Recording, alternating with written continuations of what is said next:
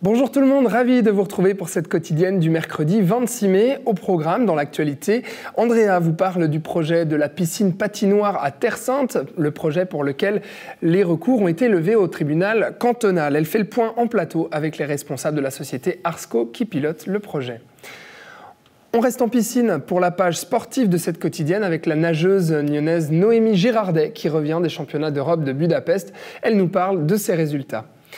Et enfin, en culture, on sort de l'eau et on danse, au temple de Nyon précisément, avec Cerise Rossier qui revisite la prière du Notre Père. Je vous souhaite une très belle émission à tous.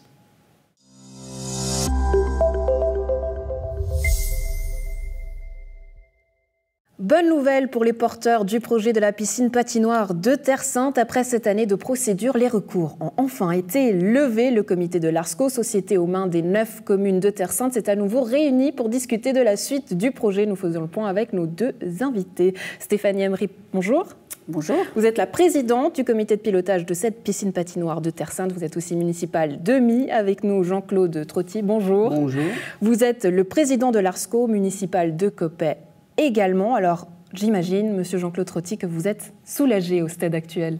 Alors, on peut le dire qu'on est soulagé. Ouais, ça fait maintenant, moi personnellement, ça fait 12 ans que je suis sur ce projet, donc je suis vraiment soulagé. On a bien, je pense qu'on a bien.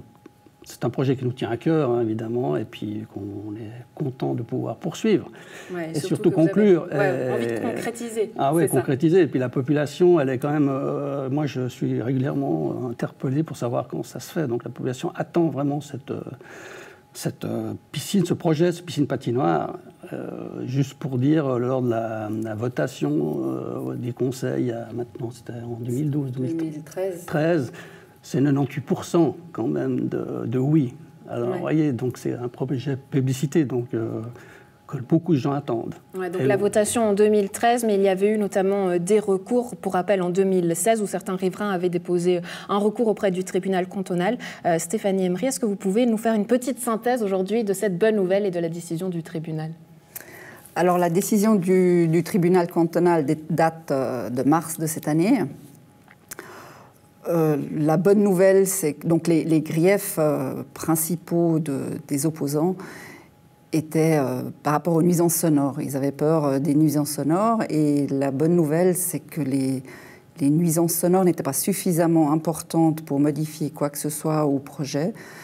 Donc on a perdu beaucoup de temps, mais on peut aller de l'avant sans aucune modification. La seule demande qu'on a du tribunal cantonal, c'est d'isoler phoniquement les bandes autour de la patinoire, chose qu'on aurait probablement de toute manière faite, mais on n'avait pas été autant dans le détail à l'époque de la mise à l'enquête.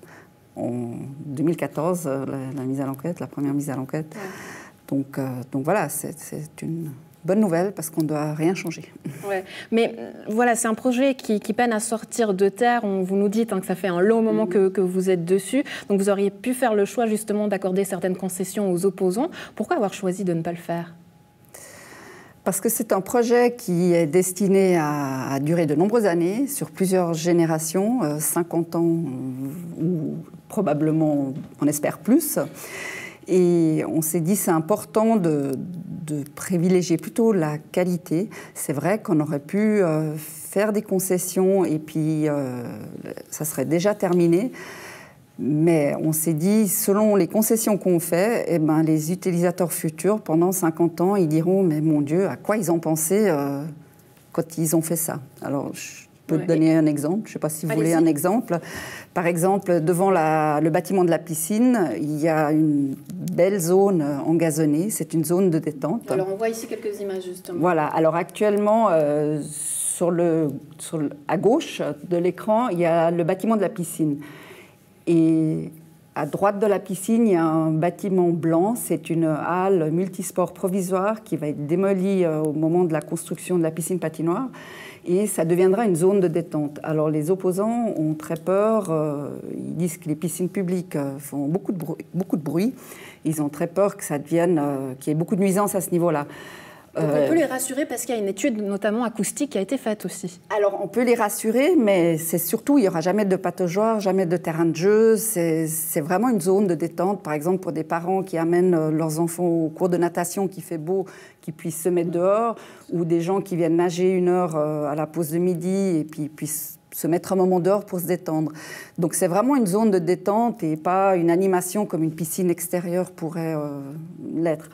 Et du coup, la demande des opposants, c'était, on a des baies vitrées qui vont directement de la piscine sur cette zone engazonnée. Ils voulaient qu'on condamne cette sortie.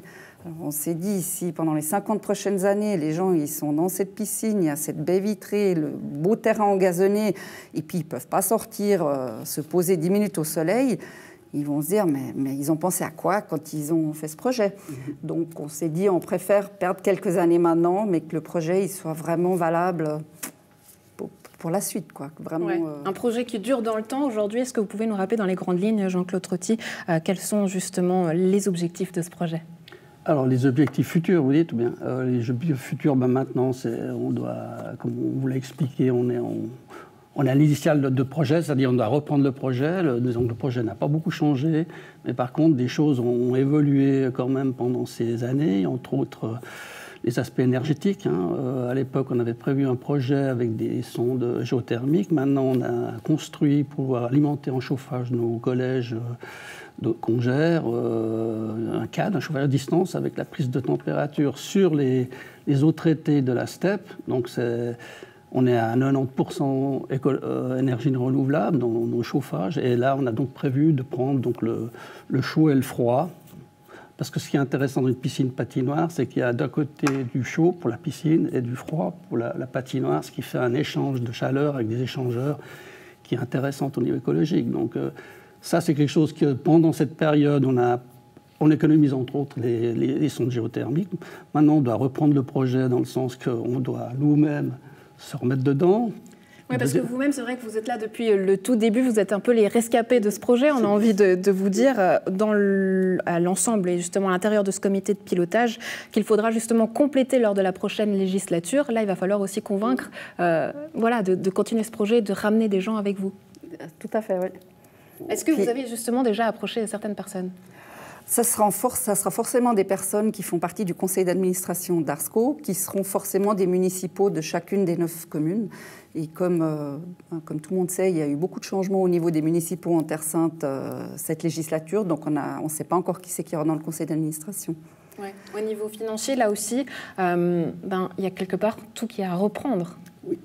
Alors oui, effectivement, concrètement, il y a 7 ans en arrière, on avait le financement et ce qu'il fallait avec. Maintenant, on doit reprendre contact avec les établissements bancaires pour voir un peu quels sont... forcément que le monde économique a évolué aussi, donc on va voir un peu comment ça se passe, quoi. Donc on doit reprendre ceci, on doit aussi reprendre contact avec nos mandataires, les architectes, les ingénieurs, et en plus, on doit aussi reprendre contact avec les entreprises qui avaient à l'époque été adjugées, parce qu'il y a eu le terrassement, le béton, le parafoudre, enfin il restait encore un autre, le traitement d'eau. Donc on doit revoir avec ces gens s'ils confirment leur prix ou pas. Donc il y a un travail de reprise de projet, tout en sachant, comme je l'ai dit avant, le projet n'a pas changé, il n'a pas fondamentalement changé. Donc il faut aussi savoir qu'entre-temps, il y a eu la nouvelle loi sur le sport, où on peut obtenir des subventions au canton, à un prêt zéro. Donc il y a tout ça, on doit revoir, parce qu'il y a quand même des choses qui ont changé par rapport à il y a 7 ans en arrière. Ouais, donc des questions qui restent ouvertes, mais par rapport au financement, est-ce que il pourrait un petit peu évoluer, mais est-ce qu'on a par exemple une fourchette à nous donner pour ce projet ? Alors le budget, c'est 19,5 millions, le budget du projet. Donc il faut qu'on reprenne le devis général, et puis il y a des choses des prix qui ont augmenté au niveau de la construction, les taux d'intérêt ont baissé, il faut reprendre le tout. Ouais. Alors pour revenir justement à cette bonne nouvelle, et puis pour apporter un peu de souffle, parce que c'est vrai que c'est un très joli projet. Dans les grandes lignes, on a toujours vu les images qui sont là. Pour donner et convaincre encore les gens, qu'est-ce que vous pouvez nous en dire, Stéphanie Emery ? Alors, juste avant de venir aux images, vous avez posé la question tout à l'heure par rapport aux objectifs du projet. Donc, juste rappeler que l'objectif de ce projet, c'est notamment d'apprendre la natation aux enfants, ce qui est une obligation légale et qu'on ne fait pas actuellement parce qu'on n'a pas de piscine.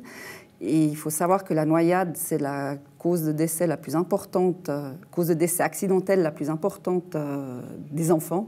Donc c'est vraiment important qu'on leur apprenne à nager, mais c'est également pour créer un lieu convivial et intergénérationnel où tout le monde peut venir faire du sport, donc bon pour la santé, pour les clubs aussi. Donc c'est vraiment ça l'objectif. Alors sur cette image, on voit qu'il y a 3 bâtiments. Donc le théâtre et la salle de sport existent déjà. La salle de sport, comme j'ai dit tout à l'heure, elle sera démolie une fois que la piscine patinoire aura vu le jour et ça deviendra la zone de détente. À gauche, nous avons la piscine et le bâtiment de la piscine. Il y aura 2 bassins. Un bassin de 25 mètres sur 16 de large avec 6 lignes et un autre bassin d'apprentissage de 16 mètres de long sur 7 mètres de large avec un fond mobile. Donc Par rapport à la piscine, je vous interromps parce que c'est vrai qu'il y a 2 semaines, on recevait Denis Crêpe sur ce plateau municipal de Chingin en charge des terrains de sport. Il faisait justement le parallèle avec la piscine intercommunale de Chézeray. Il nous expliquait que le centre sportif de Gingin avait peut-être du mal à naître parce que les gens faisaient un parallèle justement en disant que cette piscine intercommunale de Chézeray était un puits sans fond qui coûtait beaucoup d'argent. Est-ce que justement ça vous a porté préjudice, cette histoire de piscine de Chézeray où il y a eu des problèmes pour votre projet? Non, pas du tout, je crois. Au contraire, on peut bénéficier de leurs expériences. Et faire mieux, justement. Et profiter de leurs erreurs pour ne pas faire les mêmes. Et c'est vrai que là, dans les 7 années qu'on a perdues, entre guillemets, il y a d'autres piscines qui ont été construites, notamment à Saint-Pré, à Cossonay. Donc Saint-Pré, le même architecte qui avait gagné que celui qui a gagné le concours, et puis Cossonay par le même assistant maître d'ouvrage que nous. Donc on va pouvoir bénéficier de leurs expériences accumulées pendant ces 7 années. Ouais. Oui, voilà. Vous vouliez rajouter quelque chose? Non, voilà. C'est bon. Jean-Claude Trotti. Et puis sinon, pour revenir peut-être à l'image d'avant où on voit à droite la patinoire, donc c'est une patinoire hivernale, complètement fermée avec une ventilation naturelle, c'est-à-dire qu'il y a un petit espace entre le toit et puis les murs, parce qu'on ne voulait pas faire une ventilation mécanique et fermer hermétiquement le bâtiment, pour des questions de coût et d'écologie, durabilité. Elle fera 800 mètres carrés et pourra accueillir donc les élèves pendant les heures scolaires, comme la piscine d'ailleurs, les élèves pendant les heures scolaires. Et puis, elle sera ouverte au grand public les mercredis, samedis, dimanches, les vacances scolaires et en dehors des heures scolaires pendant la semaine. Donc on voit que vous avez pu penser à tous les détails. Est-ce que tout l'ensemble du projet pourra être représenté à la population? C'est-à-dire ? Est-ce que l'ensemble du projet sera de nouveau présenté aux différentes communes de la région? Disons, à l'initial, on a fait tout cet exercice de communication, c'est-à-dire on a commencé par nos collègues des municipalités, on a continué avec chaque fois une séance de présentation de ce projet, comme je l'ai dit, qui n'a pas évolué vraiment, n'a pas changé. On a fait ça avec les municipalités, les conseils, puis après on a fait avec les voisins. On a fait avec la population, donc on a fait plusieurs plusieurs communications.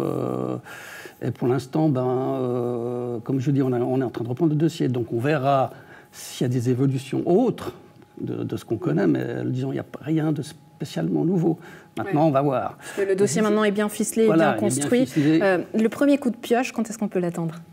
On espère mars l'année prochaine. Mars l'année prochaine. Printemps. En tout cas, on va faire au mieux pour que ça se fasse le plus vite possible. Oui, parce que c'est vrai que les gens le demandent et le réclament, donc c'est plutôt une bonne chose, c'est ce que vous nous disiez justement. Si on veut avoir toutes les informations pour suivre justement l'évolution du dossier, j'imagine qu'on peut aller sur le site internet. Sur le site d'Arsquesa, oui, où il y aura une rubrique. Alors il y a déjà une mention sur le projet, mais on fera une rubrique spéciale avec l'actualisation régulièrement, des photos de l'avancement du chantier. Dès qu'on aura des infos un peu plus concrètes, là on redémarre. On viendra justement pour prendre quelques images de ce beau projet, la piscine patinoire de Terre Sainte. Stéphane Riemery, Jean-Claude Trotti, merci beaucoup d'avoir été avec nous. Très belle journée à vous. Merci. À vous aussi.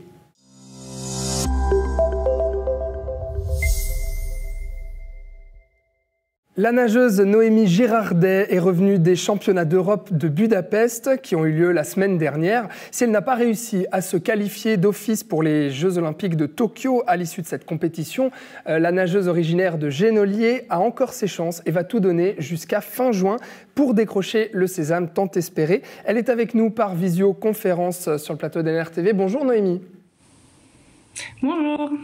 Alors Noémie, tu ne t'es pas qualifiée en relais 4 x 100 mètres, tu n'as pas eu de demi-finale en individuel non plus en 100 et 200 crawl. Finalement, comment ça s'est passé ces championnats avec ces résultats un peu mitigés ? Voilà, comme vous avez dit, c'est des résultats assez mitigés. Je suis plus ou moins satisfaite de ce que j'ai fait. C'est vrai que j'attendais quand même un petit peu plus, que ça soit en relais, mettant en relais et en course individuelle. Mais voilà, je sais que c'est pas fini, qu'il me reste encore un mois où je peux nager, essayer de nager vite en compétition. Et ça me réjouit aussi. Ces championnats d'Europe, il y avait un stress particulier du fait qu'il y a ces qualifications pour les JO ? Oui, c'est vrai que ça met un stress en plus parce qu'on pensait que c'était un peu le dernier moment pour faire les temps et puis se qualifier. Mais en même temps, on savait que c'était la deadline mais toujours autant de plaisir de nager en compétition internationale en tout cas, et aussi avec une belle équipe suisse, donc c'était que du bonus. Qu'est-ce qu'il te faut maintenant pour te qualifier ? Tu nous disais j'ai jusqu'à fin juin encore pour avoir mes chances. Qu'est-ce qu'il te faut maintenant ? De la vitesse, continuer à travailler ma vitesse pour pouvoir finir le deuxième 50 de mon 100 mètres ou le dernier 25 plutôt, de pouvoir tenir la vitesse jusqu'à la fin et puis voilà, faire le temps FINA B, donc qui est de 56, je crois c'est 56,01 ou 02 et le but c'est de faire ce temps-là ou nager beaucoup plus vite, ce que j'espère et puis voilà. Quelles sont tes chances aujourd'hui pour te qualifier ? Parce qu'il me semble que tu veux te qualifier en relais, donc du coup, il faut que tu prennes une certaine place et avoir une certaine position, peut-être justement en 400 mètres, plusieurs nages, hein, c'est ça ? Alors ouais, le relais, il y a un relais 4 x 104 nages qui s'est qualifié au championnat du monde à Guangzhou en 2019. Et donc là, ce relais avait pris la 12e place, donc il était préqualifié en fait. Les nageuses, elles ne le sont pas encore, sauf en brasse et en dos, là c'est sûr, les nageuses, elles sont déjà fixées.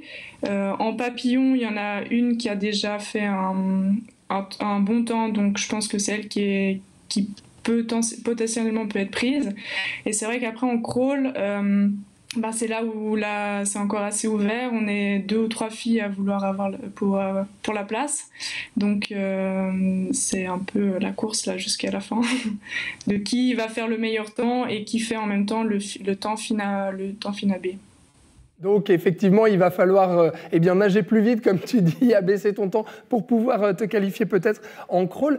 J'ai lu dans le journal La Côte, tu déclarais que toi, tu travaillais plutôt avec la pression un peu à la DER. Comment tu te prépares avec les entraînements, etc. Est-ce qu'au final, il faut peut-être, pour nager plus vite, que tu sois pas trop préparé ? Je ne sais pas. Non, je pense pas que c'est avec la préparation. La préparation, elle reste la même et puis tout est organisé pour que je nage vite. Tout était programmé pour que je nage vite au championnat d'Europe. Mais je pense que le fait de savoir que fin juin c'est la date limite et après c'est plus possible, je pense que inconsciemment j'ai plus de pression. Je me mets plus de pression et je sais qu'après c'est la fin et j'arrive à sortir quelque chose. Que j'arrive pas à sortir normalement, un bon chrono comme ça. Je sais pas pourquoi, mais ça a toujours été comme ça. En 2016, c'était comme ça, donc on verra. Et on comprend que les Jeux Olympiques de Tokyo sont vraiment un but ultime pour toi, puisqu'il me semble que tu vas arrêter la compétition en natation après justement les Jeux Olympiques, si tu as la chance d'y participer, pour exercer ton futur métier d'infirmière, parce que tu as fini tes études. Comment tu appréhendes ce changement de vie, donc de laisser un peu le sport de haut niveau derrière toi ? Je pense que ça va vraiment pas être facile. En même temps, j'ai vraiment hâte de pouvoir retourner dans une vie active, une vie un peu dans la normalité, on va dire. Mais c'est vrai que ça va quand même me faire un vide. La natation, c'est toute ma vie depuis très longtemps. 2 entraînements par jour, des compétitions. Là, je vais avoir le temps après. Enfin, ça va être... je pense que ça va me faire quand même de la peine, mais je continuerai à moi de temps en temps quand je pourrai. Et puis de pouvoir finir avec des Jeux Olympiques, ce serait vraiment la cerise sur le gâteau pour finir en beauté. Donc j'espère. On va croiser les doigts pour toi et puis on ne se fait pas de doute aussi que après, quand on est infirmière, ce sera sportif aussi, j'imagine. Ah oui, je pense que j'ai pas choisi le métier le plus facile. Mais au moins, je serai toujours à 100% avec le boulot aussi. Donc ça se ressemble aussi sans se ressembler. Enfin, je pourrais pouvoir faire des parallèles avec ce que j'ai vécu dans le sport. Et ça va être une nouvelle vie, mais j'ai vraiment hâte de pouvoir commencer ça. C'est quoi les parallèles que toi tu ferais entre ton sport et puis ton futur métier ? La gestion, je pense qu'il y a aussi pas mal de stress. Il y a d'être toujours à 100%. Enfin là, on est toujours en train de piétiner, on est toujours en train de courir partout. Il faut réfléchir à ce qu'on fait. Enfin, c'est difficile d'expliquer comme ça, mais je pense qu'il y a quand même pas mal de choses que je peux mettre en lien avec tout ce que j'ai appris avec l'entraînement et la compétition. Et on imagine qu'il faut forcément du mental. En tout cas, les études, elles sont terminées, elles sont réussies. À la rentrée, tu pourrais être infirmière. Mais pour le moment, tu es à fond dans les entraînements. Tu te concentres vraiment sur la nage et pour espérer donc te qualifier pour Tokyo. Merci beaucoup, Noémie Girardet, d'avoir été avec nous. Merci à vous. Merci à vous. On va croiser les doigts alors et on te dit à très vite pour suivre ton parcours. Et on espère que tu te qualifies pour Tokyo. À bientôt. À bientôt, merci.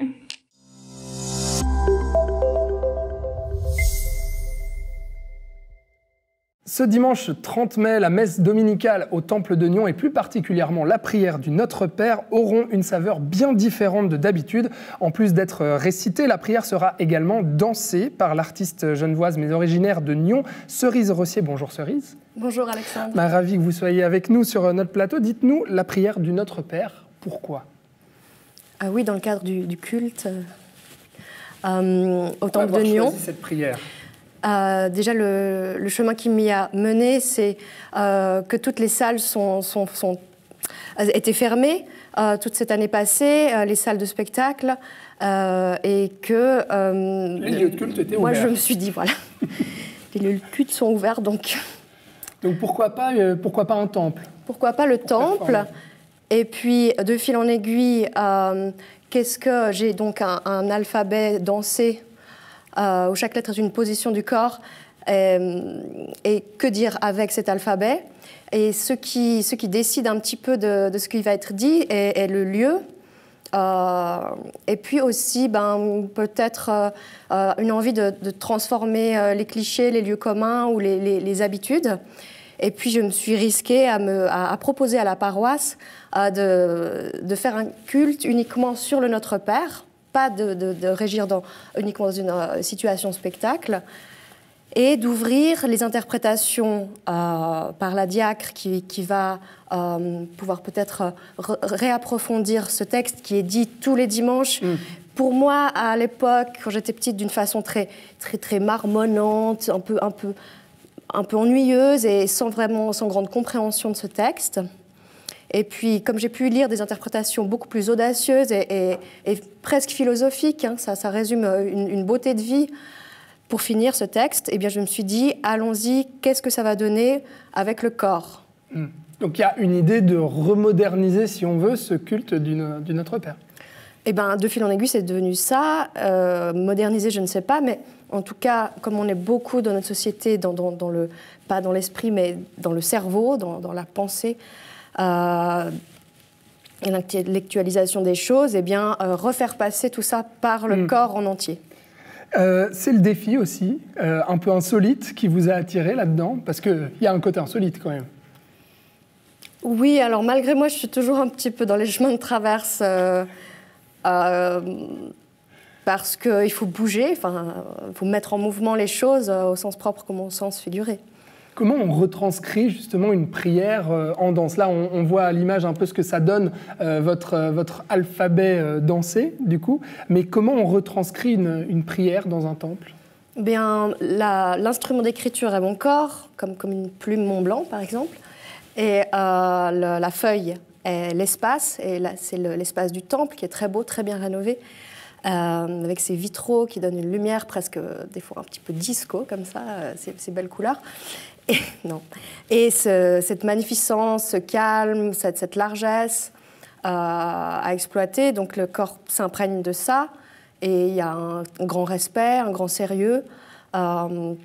Et les mouvements s'enchaînent et des fois certaines positions qui sont une lettre après l'autre se teintent un T qui a les bras comme ça peut avoir les bras qui s'ouvrent de cette façon, et bien là, on a quelque chose qui traverse. Ouais, une communication différente en fonction des positions justement qu'on a avec cet alphabet. D'où vous est venue cette idée? Parce qu'on voit aussi sur les images que vous ne performez pas que dans des temples, mais un peu partout. Et puis là, notamment, on peut performer dans la rue, devant des monuments ou autres.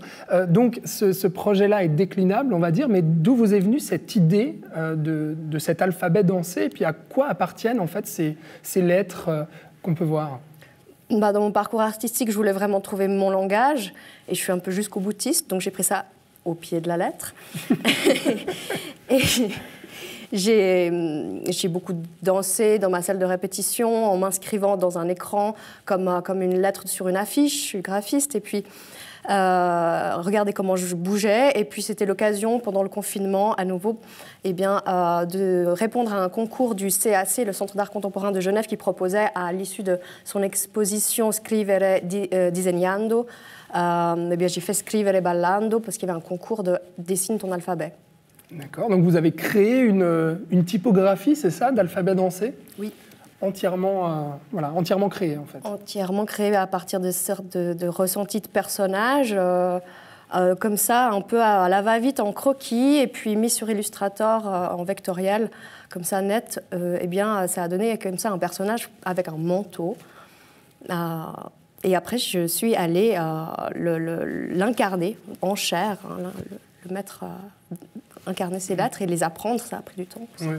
Quel est l'objectif? Qu'est-ce que vous voulez transmettre aux gens avec ces performances? Je crois qu'on est dans une société qui se ferme de plus en plus, même si on a eu la sensation d'une ouverture, mais on est dans une censure galopante et insidieuse.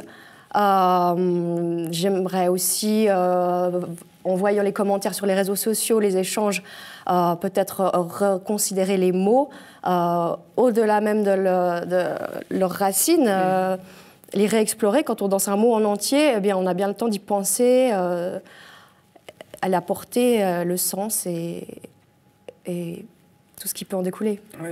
Votre alphabet typographique, il est déclinable, ces performances-là, je l'ai dit, donc on peut les retrouver dans différents lieux et aussi sur les réseaux sociaux, si on va suivre vos comptes Instagram, Facebook et autres Cerise Rossier, donc également sur TikTok. Donc les réseaux sociaux, c'est un endroit pour vous qui se prête bien à ce genre de performances dansées et avec la gestuelle.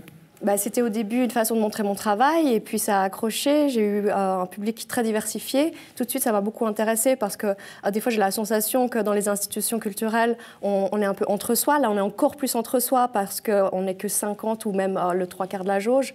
Le tiers, je crois, le tiers, c'est ça. La jauge. Et de pouvoir interpeller plein de gens différents, ça m'a beaucoup plu. Et puis, alors oui, quand on monte sur les réseaux sociaux, on vous dit « mais qu'est-ce que vous travaillez ?» Je le montre, en fait, il y a plein de gens qui travaillent sans le montrer, mais c'est vrai qu'un travail artistique, c'est rien sans un public, sans un partage, et puis... C'est très concret, hein, avec les images, on se rend compte de ce que c'est. Voilà, souvent il y a des sous-titres, et puis... et ça interloque. Donc du coup, vous écrivez des textes en fait avec votre corps, avec votre danse. Donc on pourra voir ce dimanche 30 mai au temple de Nyon, du coup la prière du Notre Père revisitée par vous, Cerise Rossier. Merci beaucoup d'avoir été avec nous. Juste avant qu'on se quitte, est-ce que vous seriez d'accord de m'interpréter un mot, peut-être NRTV, non? Je vais vous faire de la pub, mais je vais vous faire NRV. NRV TV. NRV TV, d'accord. Eh bien, allez-y. Alors, comment on écrit NRV TV avec votre corps? Bon, ce sera simple, à chaque arrêt, ce sera une lettre. Donc le N, le R, le V, le T et le deuxième V. Ah, parfait. Merci beaucoup, Cerise. Merci d'avoir été avec nous sur le plateau d'NRTV. Merci, Alexandre. Et à bientôt. Au revoir, à bientôt. Au revoir.